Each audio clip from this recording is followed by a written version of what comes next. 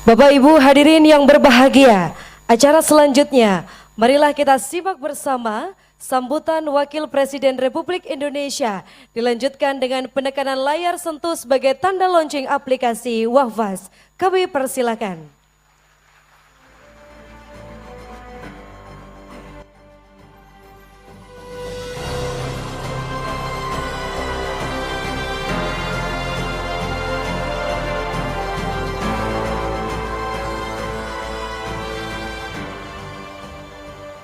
Assalamualaikum warahmatullahi wabarakatuh. Bismillah walhamdulillah wassalatu wassalamu ala rasulillah wa ala alihi wa sahbihi wa mawala. Subhanaka la ilma lana illa ma 'allamtana innaka antal alimul hakim. Allahumma rzuqna al-ma'arif ar-rabbaniyah واللطائف الرحمانية والواردات الإلهية والمواهب الاختصاصية والعلوم اللدنية وبلغنا رتبة الإحسان ووحدة الشهود والحمد لله رب العالمين. Yang saya muliakan Gubernur Nusa Tenggara Barat serta Ibu dan seluruh anggota Forum Koordinasi Pimpinan Daerah Provinsi Nusa Tenggara Barat, Bupati Lombok dan seluruh juga anggota Forum Koordinasi Pimpinan Daerah Provinsi Lombok Timur, Al-Mukarramah, Rais Am, Dewan Mustasyar, Pengurus Besar Nahdlatul Watan, Ketua Umum Pengurus Besar Nahdlatul Watan beserta Ibu dan seluruh jajarannya, ulama'ana al-kiram wa masyayikhana al-afadil, nahdhiyin dan nahdhiyat, santriyin dan satriyat, hadirin dan hadirat yang saya muliakan. Syukur alhamdulillah pada siang hari ini saya ditakdirkan Allah Subhanahu wa taala dapat hadir pada acara peringatan hari jadi Nahdlatul Watan yang ke-70. Kalau pada tahun 2022 yang lalu saya hadir pada peringatan hari jadi secara virtual, alhamdulillah kali ini saya bisa berkesempatan hadir secara langsung di Lombok Timur ini. Ini juga merupakan bentuk komitmen pemerintah dalam menjaga hubungan baik dengan organisasi kemasyarakatan sebagai mitra pemerintah dalam melaksanakan pembangunan nasional secara lebih optimal.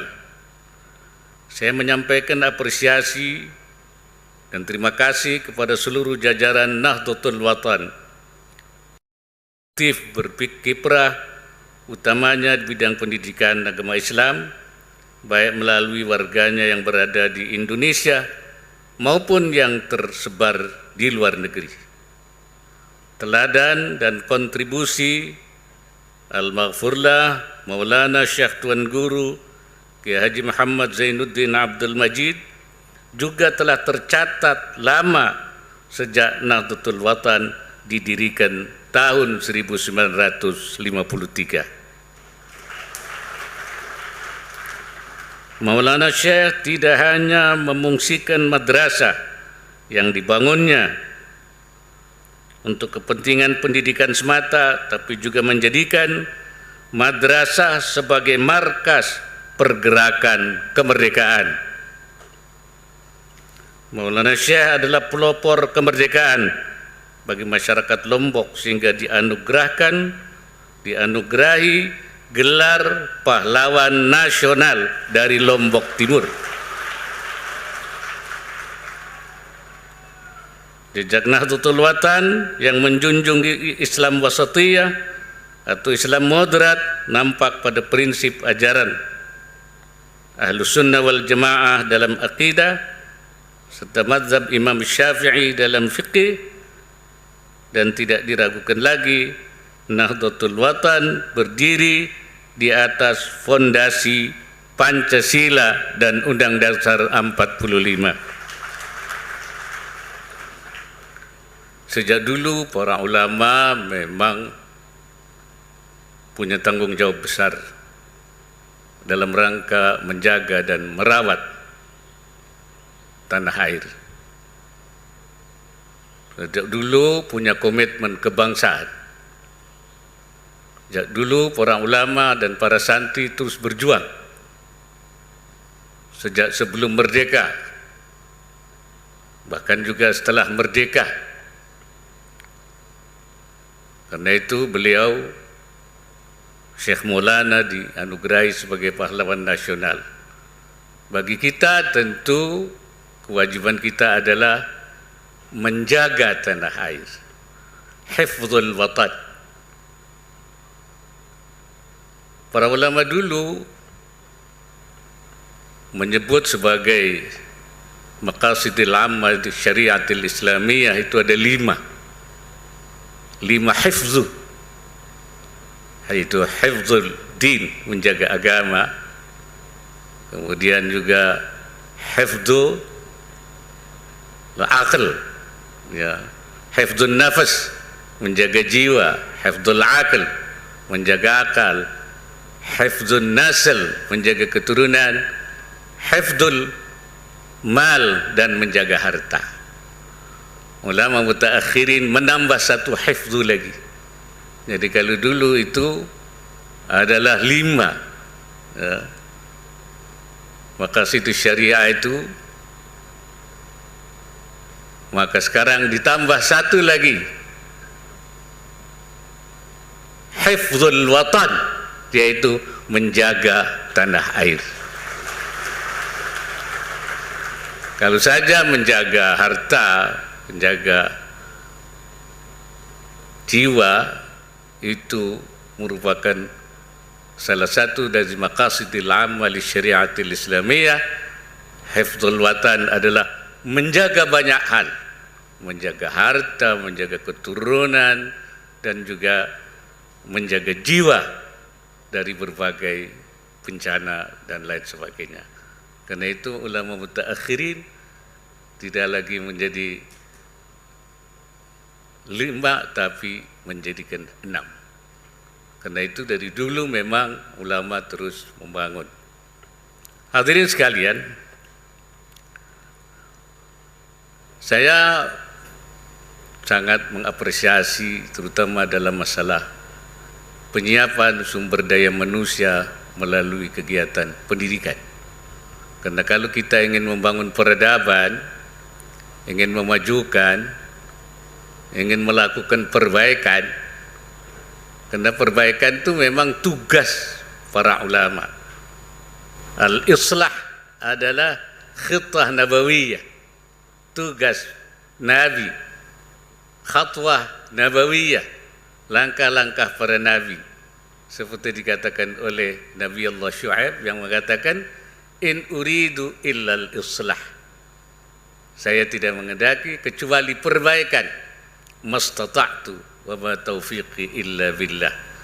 Oleh karena itu tugas para ulama, lembaga seperti Nahdlatul Watan itu terus melakukan perbaikan seperti yang dilakukan dalam semua hal, aqidatan, baik yang menyangkut diniyatan, masalah keagamaan, maupun ijtima'iyatan, masalah kemasyarakatan, politik, ekonomi, sosial, dan budaya.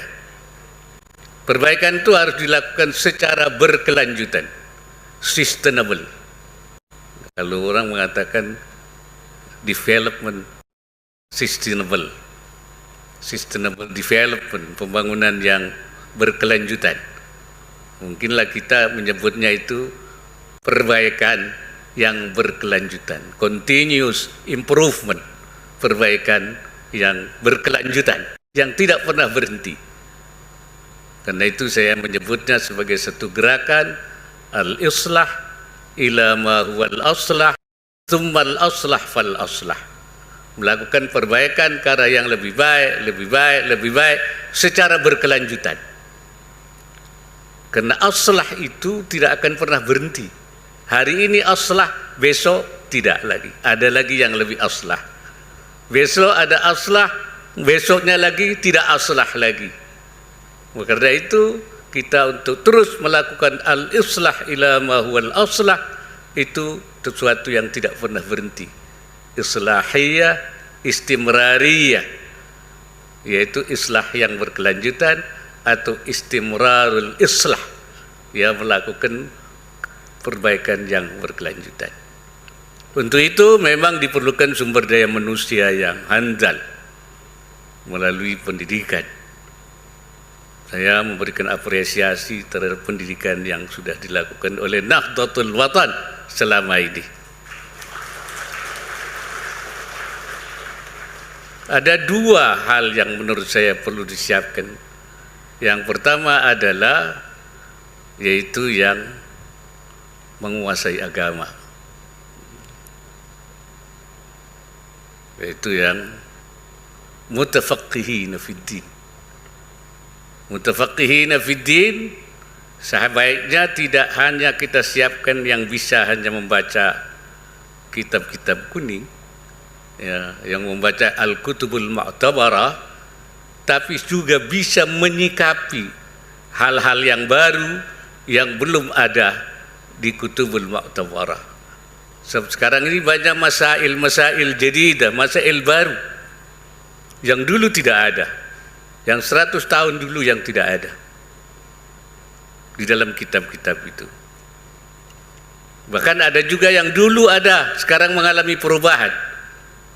Orang menyebutnya masail mustajaddah, karena ada masail jadidah, ada masail mustajaddah, maka perlu orang-orang yang mutafaqqihina fiddin yang bisa merespon.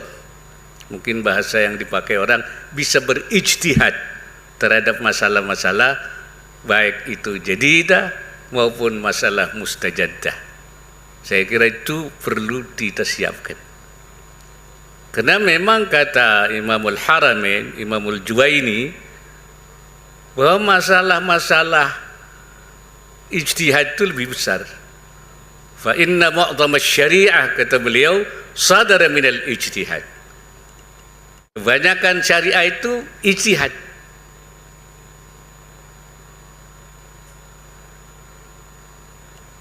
Nas itu sedikit. Wan nusus la tafi bil ushri min ma'syari syariah. Nas itu tidak sampai 10%, sepersepuluhnya. Tidak sampai 10% daripada syariah itu, nas itu. Jadi 90% lebih, kata Imamul Haramain, itu adalah hasil ijtihadnya para ulama. Makanya banyak kitab-kitab itu merupakan ijtihad ulama. Seperti di Fathul Mu'in saja kan, andai kata ini, andai kata ini, andai kata ini, sudah ada jawabannya semua. Itu dulu sudah. Nah, yang baru belum ada, launya belum muncul. Ya. Kenapa begitu? Karena li'anna nususa mahdudah. Nas itu terbatas. Quran hanya 30 juz. Hadis tidak pernah bertambah. Walakinnal waqa'i wal hawadits wan nawazil, tapi peristiwa-peristiwa itu tidak akan berhenti. Baik soal-soal politik, soal-soal hubungan antar negara, hubungan antar muslim non muslim. Kemudian di bidang ekonomi, berbagai transaksi baru yang muncul bagi gagasan-gagasan, yang itu harus diberi jawaban oleh kita. Kalau tidak, akan terjadi fawdah, yaitu akan terjadi kekosongan, sehingga mereka tidak memiliki pedoman-pedoman. Inilah yang pentingnya, yaitu mewujudkan i'dadul ya apa namanya itu orang-orang yang faham agama. Na'dadul mutafaqihina fid din, yang lebih dari sekedar mampu membaca kitab tapi bisa merespon berbagai masalah ya. Jadi kalau Imamul Haramain mengatakan, Imam Haramain itu hidup antara 478 Hijriah. Sekarang sudah 1004, artinya Imam Haramain mengatakan bahwa nas kurang dari 10%, 90% lebih itu hasil ijtihad, itu 1000 tahun yang lalu. Itu 1000 tahun yang lalu. Andai kata sekarang, berarti sudah lebih banyak lagi, berarti tidak hanya 10%, mungkin lebih kurang lagi. Sehingga pentingnya ada ijtihad dari para ulama untuk menyikapi itu. Itu saya kira, dan saya dengar di sini sudah ada perguruan tinggi, ya insya Allah melalui perguruan tinggi itu akan. Yang kedua yang juga perlu disiapkan adalah al-mu'ammirin al-ardah, yang memakmurkan bumi. Ya. Tapi saya dengar ada kata-kata memakmurkan. Karena memang Allah Subhanahu wa taala mengatakan wa ansya'akum minal ardi wasta'marakum fiha. Dialah Allah yang menjadikan kamu dari tanah dan meminta kamu untuk memakmurkan tanah ini. Ista'marakum, kata ulama, wa kallafakum bi'imaratiha, memberikan tanggung jawab kepada kamu untuk memakmurkannya. Untuk memakmurkan itu kuncinya sebab-sebab kemakmuran, asbabul imarah, itu adalah pengembangan di bidang ekonomi.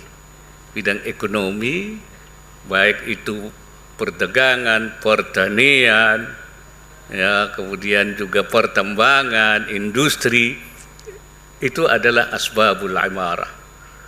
Nah, kuncinya wa miftahul imarah adalah sumber daya manusia yang menguasai sains dan teknologi. Oleh karena itu, anak-anak kita perlu bekali dengan sains dan teknologi supaya mampu memakmurkan bumi. Ya. Karena memang melalui itulah kita bisa.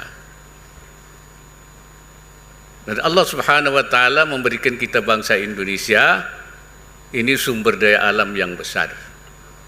Luar biasa. Kalau kita melihat ayat ya, wa ja'ala rawasiya min fawqiha wa ja'ala fiha rawasiya min fawqiha. Kami jadikan bukit-bukit di atas bumi. Wa baraka fiha, dan kami berkati bumi. Wa qaddara fiha aqwataha, dan kami takdirkan makanan-makanannya. Kata Imam At-Tabari, wa ja'ala fi kulli baldatin minha ma lam yaj'alhu fil akhari minha. Itu Imam Tabari menafsiri wa qaddara fiha, itu wa qaddara fi kulli baldatin ma lam yaj'alhu fil akhari minha. Allah menjadikan dalam satu negara itu sesuatu makanan-makanan pokok yang tidak diberikan ke negara yang lain. Lima'isyati ba'dikum ba'da ba'dihim ba'da, untuk penghidupannya mereka, bitijarah, dengan perdagangan, min baldatin ila baldatin, dari satu negeri ke negeri yang lain. Jadi memang supaya ada semacam distribusi perdagangan dari satu negara. Dan kita oleh Allah diberi banyak sekali pertanian yang banyak, ada pertambangan, ada kelautan, sumber daya laut yang banyak.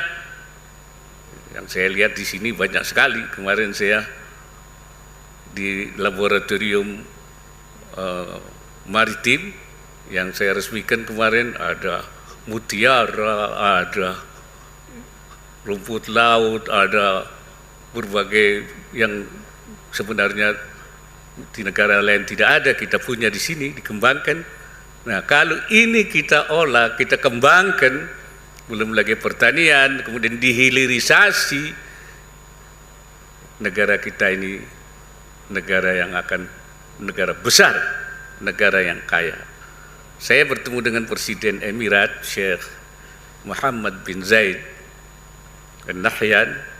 Dia mengatakan kepada saya, Indonesia menjadi negara besar. Karena apa? Karena Indonesia memiliki sumber daya alam yang besar, memiliki sumber daya manusia yang cukup. Dan kalau itu kembangkan, saya bilang ya, kami sedang mengembangkan lagi sains, ilmu pengetahuan dan teknologi. Kalau kami menguasai ilmu pengetahuan dan teknologi, Indonesia akan menjadi negara yang besar, paling besar di dunia ini.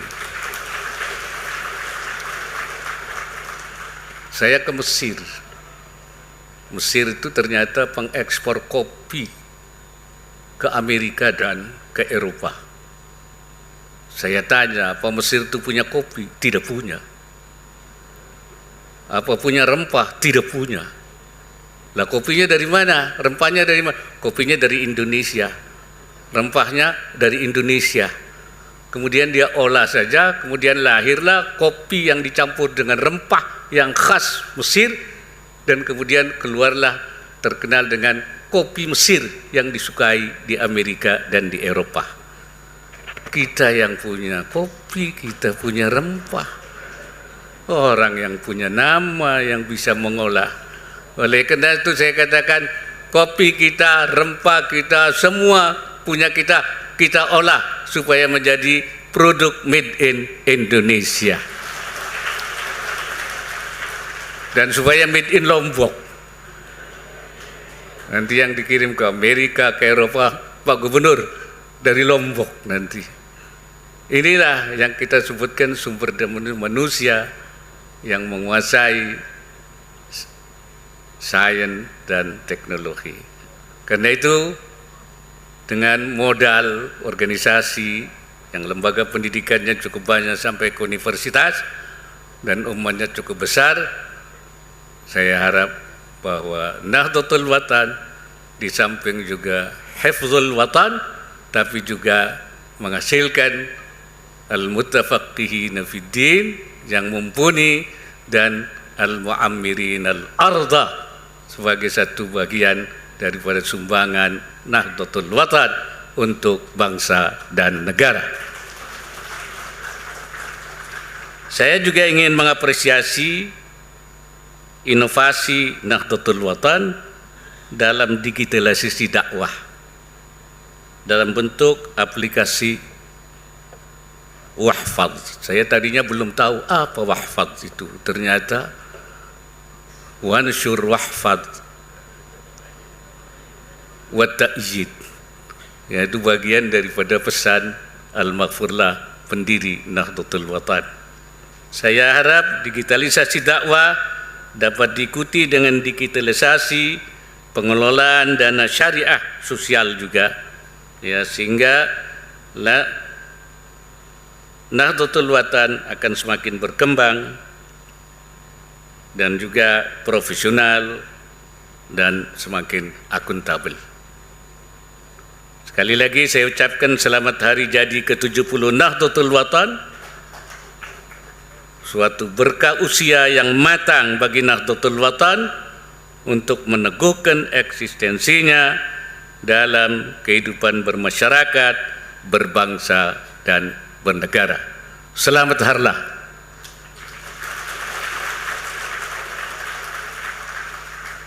Akhirnya dengan mengucap Bismillahirrahmanirrahim, aplikasi Wahfadz secara resmi saya nyatakan diluncurkan.